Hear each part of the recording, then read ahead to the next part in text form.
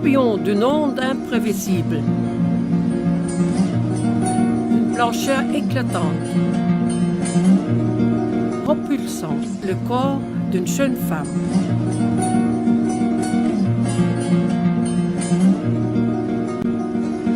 Un globe en cristal. Un œil immense. L'œil de la conscience. J'ai vécu quand même une grande partie de ma vie adulte déjà sur les rives de la Méditerranée.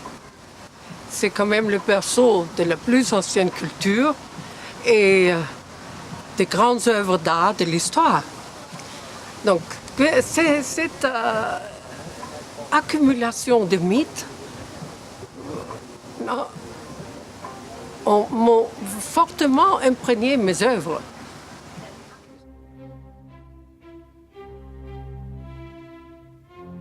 Dans l'Antiquité, les Olympiades représentaient le plus grand des défis. L'époque moderne en a ajouté beaucoup d'autres, comme l'aventure de l'espace, la génétique, etc. Et pourtant, aujourd'hui encore, les Jeux olympiques sont le symbole de combat pacifique et du dépassement de soi-même. Mais ces trois athlètes acrobatiques, dans leur équilibre instable, symbolisent aussi les défis que nous devons affronter dans notre vie en général. Parce que c'est très important pour nous, parce qu'on vit, même actuellement, contemporainement, avec des symboles de la mythologie. Donc c'était mon voyage avec l'Ulysse, qui était vraiment l'Ulysse de l'Odyssée, une fable le plus important de la mythologie. J'ai entendu ça aussi, les jeunes qui cherchent vraiment maintenant des valeurs pour se diriger vers leur monde, dans leur monde. Et l'Ulysse, je crois, c'est le seul personnage qui commence à voyager pour accueillir ses épreuves, pour lutter et en même temps pour accueillir et explorer aussi la connaissance. Et à la fin, il se trouve dans sa patrie avec sa Pénélope.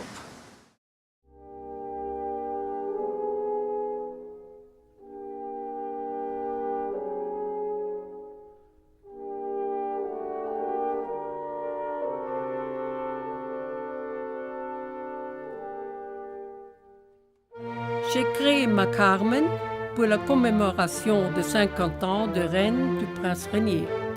C'était une commande des amis de l'Opéra de Monte-Carlo et la sculpture se trouve aujourd'hui au Palais Princier.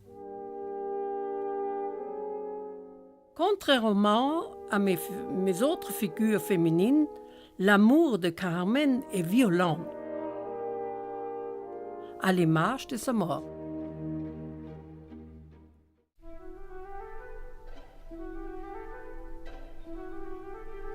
Je suis dans ce monde un couteau, cherchant dans la mer une autre goutte.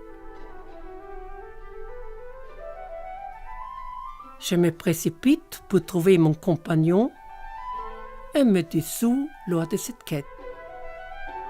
Pour la création de l'action, j'ai été inspirée par le vol acrobatique des goélands amoureux devant ma fenêtre donnant sur la Méditerranée.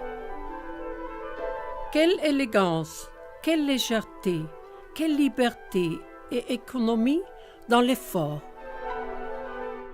Une leçon pour les pauvres pipets que nous sommes.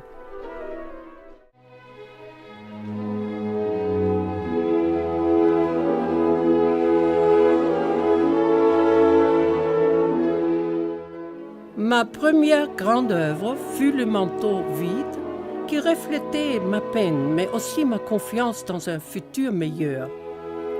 Le manteau est pour moi le symbole de ce qui nous survit avec notre passage sur la terre. Le vide du manteau est rempli par notre âme, par notre conscience.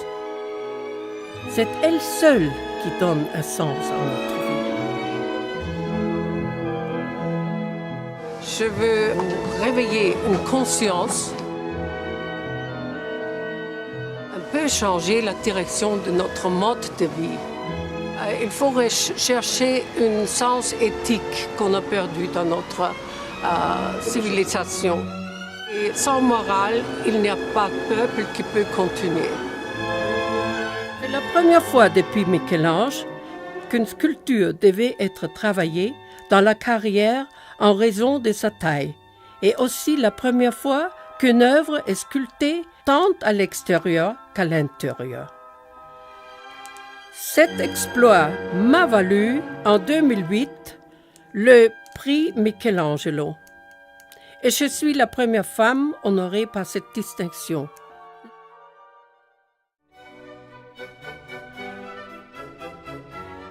Les fleuves sont les instruments de la musique de Gaïa. L'Amazone, qui a son origine dans les Andes, est symbolisée par la flûte.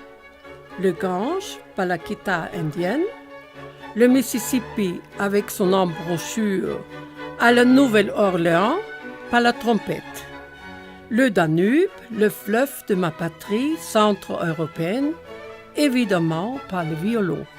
Le Nil, dans sa danse immatérielle, qui a traversé les siècles, utilise comme instrument des fils qui naguère servaient à l'appontage et à la mesure géométrique du sol fertile après chaque crue du fleuve.